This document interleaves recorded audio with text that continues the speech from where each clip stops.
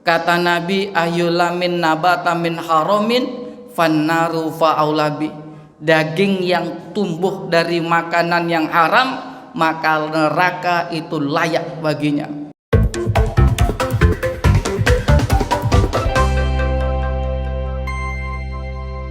Assalamualaikum warahmatullahi wabarakatuh.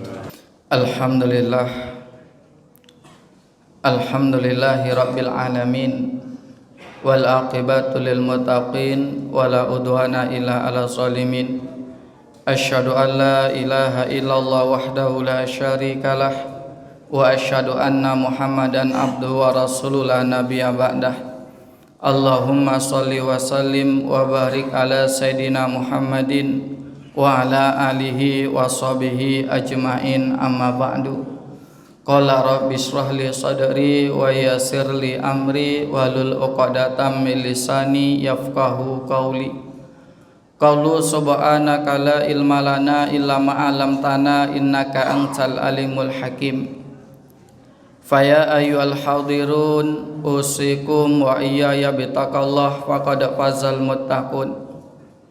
Isma'u qala ta'ala fi kitabihil karim.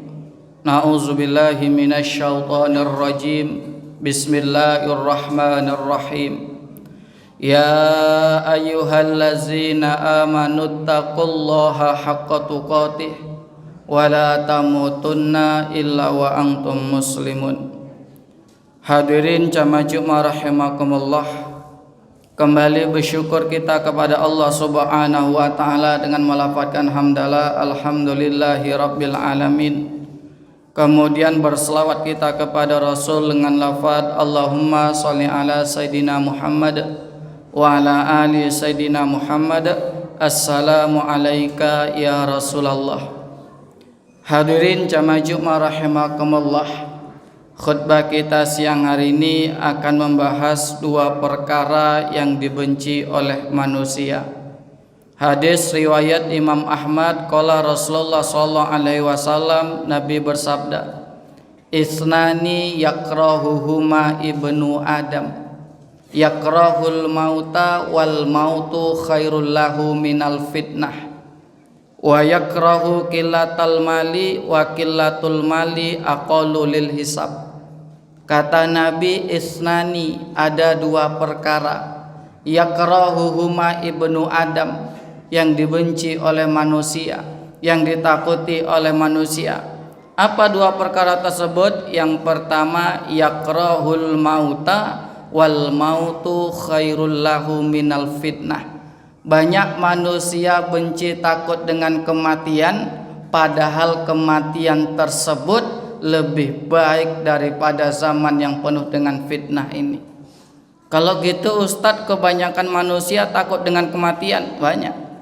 Banyak yang benci dengan kematian, banyak. Tapi ada juga yang cinta dengan kematian. Ada orang yang cinta dengan kematian Pak Ustadz? Ada. Siapa contohnya? Para sahabat Nabi. Ngapa dulu ketika Nabi ngajak sahabat untuk berjihad, untuk berperang melawan orang kafir Quraisy, tak pernah kalah? Karena mereka tidak takut kematian, tapi mereka malah mencari kematian. Akhirnya apa? Ketika diserukan untuk berjuang, diserukan untuk berjihad, mereka semangat. Ada yang baru nikah, malamnya baru mau malam pertama diumumkan ada jihad, langsung dia tinggalkan.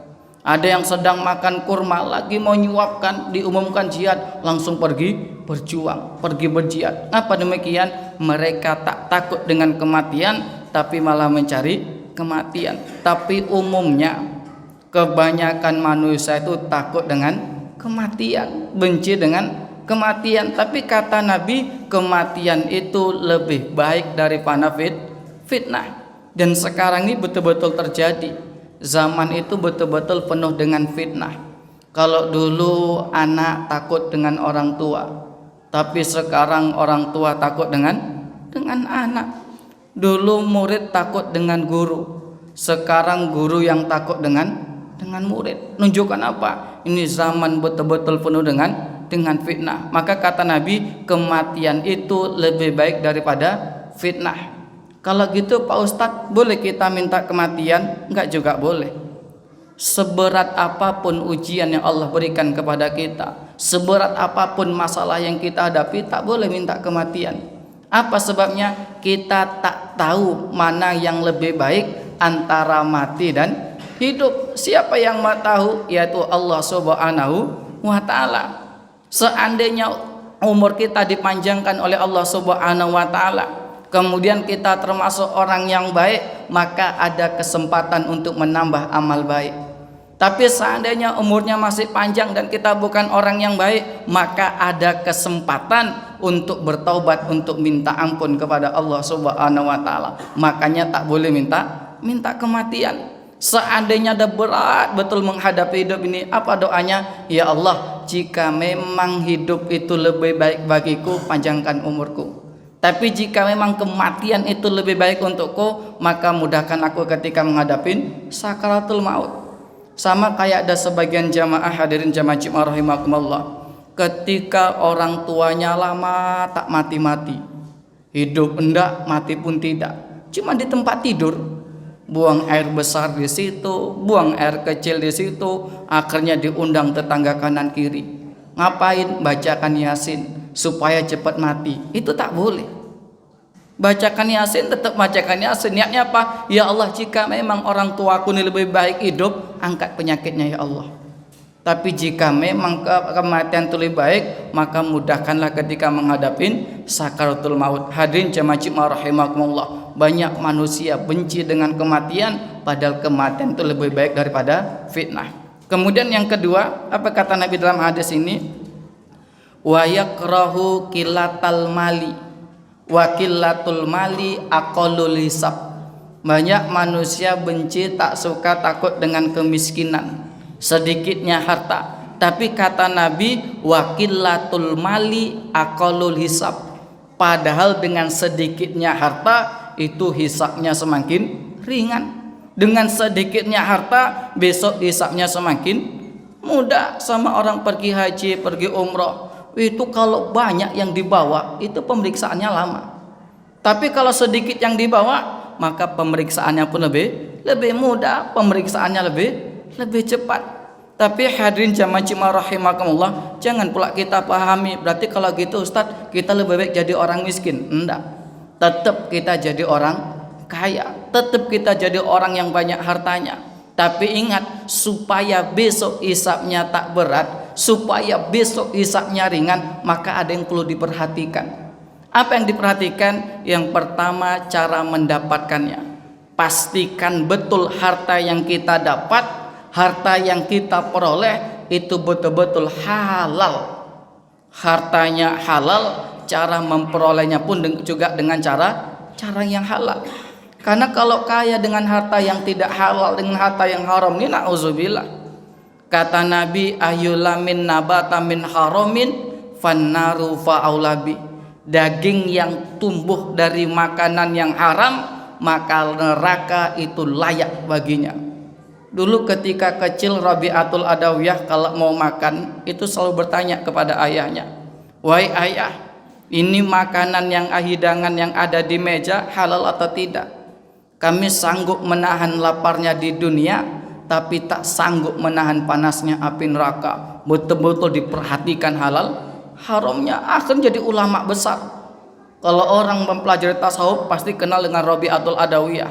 Ketika beribadah bukan karena menginginkan surga, bukan karena takut dengan neraka, tapi karena apa? Karena cinta kepada Allah Subhanahu wa ta'ala. Diawali dari apa? Betul-betul yang dimakan halal. Kalau orang dapat harta dari yang haram, apalagi akibatnya? Ketika dia berdoa, maka doanya tidak dikabulkan oleh Allah Subhanahu wa ta'ala. Ada orang dalam perjalanan, pakaiannya kusut, rambutnya kusut, berdebu, berdoa kepada Allah, ya Rob, ya Rob, ya Rob. Aturannya orang musafir ini dikabulkan doanya. Tapi kata Nabi, fa'ana yustajabu. Bagaimana mungkin doanya dikabulkan Allah Subhanahu wa ta'ala? Dia makan makanan yang haram, dia berpakaian yang haram, akhirnya apa? Doanya pun tidak dikabulkan oleh Allah Subhanahu wa ta'ala. Yang paling parah lagi, ketika harta haram diberikan kepada anak-anaknya, maka itu pengaruh kepada anak tersebut. Pengaruh kepada tabiatnya, akhirnya susah diperintah untuk melakukan kebaikan. Ada sebuah kisah seorang sahabat tanya kepada Rasul, "Ya Rasulullah, ngapalah anak saya ini susah disuruh sholat, susah disuruh baca Quran, malas untuk beramal ibadah." Lalu apa jawaban Nabi? "Karena engkau telah memberi makanan yang haram kepada anakmu." "Ya Rasulullah, aku ini pedagang yang jujur, tak pernah curang dalam masalah timbangan, tak pernah berbohong. Tapi kata Rasul, engkau telah memberi makanan yang haram kepada anakmu." Akhirnya sahabat ini pulang. Sampai rumah tanya kepada istrinya, "Wahai istriku, aku tadi barusan pulang dari rumah Rasul. Apakah engkau telah memberikan makan yang haram kepada anak kita? Karena itu salah satu sebabnya anak kita susah diatur." "Oh hendak wahai suamiku, aku selalu memberikan makanan dari rezeki yang kau berikan kepadaku." Kata suaminya, tak mungkin Rasul bohong, tak mungkin Rasul berdusta. Akhirnya mereka merenung. Setelah merenung, baru istrinya teringat, "Wahai suamiku, maafkan diriku. Dulu ketika kecil aku pernah memberikan makanan yang haram kepada anak kita." "Apa yang kau berikan?" "Dulu anak kecil kita nangis karena kelaparan. Di rumah ada gandum. Pas mau masak tak ada kayu di rumah. Saya cari keliling di rumah tak juga ada. Kemudian akhirnya saya ambillah kayu tetangga, saya gunakan untuk masak." Bisa dibayangkan hadirin jamaah Jumat rahimakumullah, gandumnya halal, tapi yang digunakan untuk masak dari perkara yang haram, itu pengaruh kepada anak, apalagi yang betul-betul haram. Makanya ada nasihat yang sangat fenomenal dari almarhum Ki Haji Hasyim Muzadi. Kalau orang-orang dahulu, ngapa anaknya sukses, anaknya berhasil jadi orang hebat? Salah satu sebabnya karena makanan yang diberikan itu betul-betul 100% halal. Kalau dibilang pintar, tak pintar betul orang-orang dulu.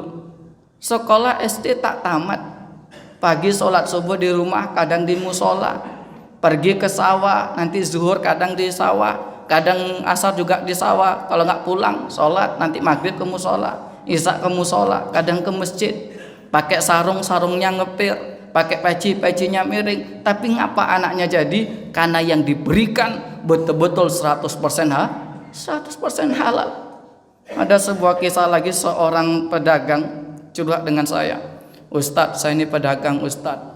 Pergi pagi sholat subuh kadang di pasar, kadang di rumah. Kemudian sampai di pasar saya jualan, kemudian jam 8 saya pulang, tetangga saya belum pergi kerja Ustadz. Kemudian saya balik lagi ke pasar, kemudian jam 12 saya pulang, kemudian tetangga saya udah pulang sampai rumah. Terus masalahnya di mana Pak?" "Gini Pak Ustadz, saya ini pergi pagi, saya pergi tetangga belum pergi, saya pulang dia juga belum pergi, saya pulang dari pasar dia udah pulang duluan. Dia kalau tiap awal bulan istrinya sering datang ke rumah Pak Ustadz, pamer slip gaji. Berapa slip gajinya Pak?" 43 juta.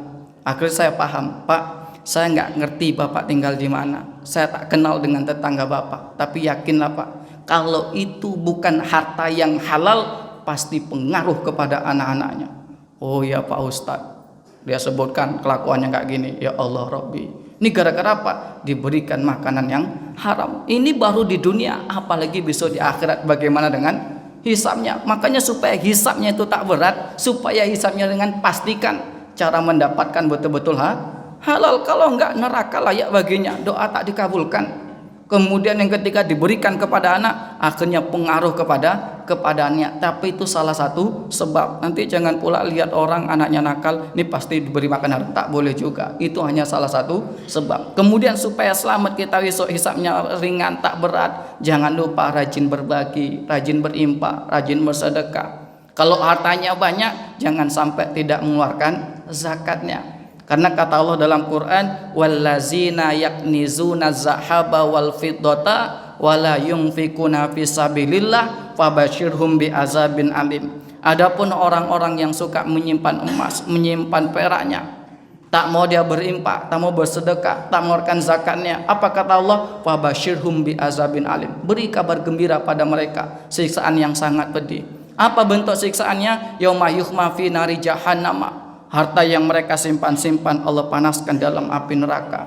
Kemudian Allah siramkan di kening, Allah setrikakan di kening, lambung dan juga punggung. Apa kata Allah? Haza makanastum li angkusikum fazuku ma kuntum taknizun. Maka rasakanlah ini dulu harta yang kalian simpan-simpan. Mudah-mudahan kita hari ini diselamatkan oleh Allah Subhanahu wa taala. Kurang lebihnya mohon maaf. Fa'tabil absar la'alakum turhamun.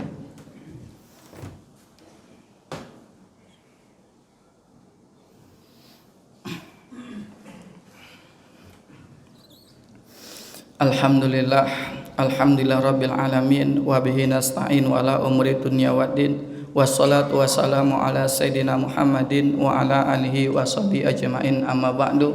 Fa ya ayyuhal hadirun usikum wa iya bitaqallah faqad fazal muttaqun. Isma'u ta'ala fi kitabihil karim, na'udzubillahi minasyaitonir rajim. Bismillahirrahmanirrahim. Wal as innal insana lafi khusr illal ladzina amanu wa amilus solihati wa tawassaw bil haqqi wa tawassaw bis sabr.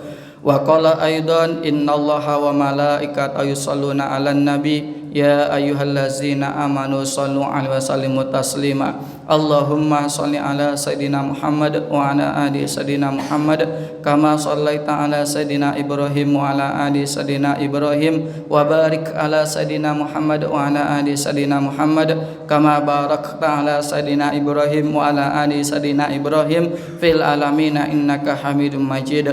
Allahumma ighfir lil mu'minina wal mu'minat wal muslimina wal muslimat al ahya minhum wal amwat ya Fattahu ya Razak ya Muhawwilal ahwal hawil halana ila sanihal. Hasbunallah ni'mal wakil ni'mal maula wa ni'man nasir wa la haula wa la quwata illa billahil azim. Allahumma khtim a'malana wa ajalana bi husnil khatimah wa la takhtim alaina a'malana wa ajalana bi su'il khatimah. Rabbana hab lana minas solihin, Rabbana hab lana dzurriyyatan thayyibatan innaka sami'ud du'a. Rabbana atina fid dunya hasanah wa fil akhirati hasanah wa qina azabannar. Ibadallah, innallaha ya'muru bil adli wal ihsan wa ita'i dzil qurba wa yanha 'anil fahsya'i wal munkar ya'izukum la'allakum tadhakkarun. Wa la dzikrullahi akbar. Aqimus shalah.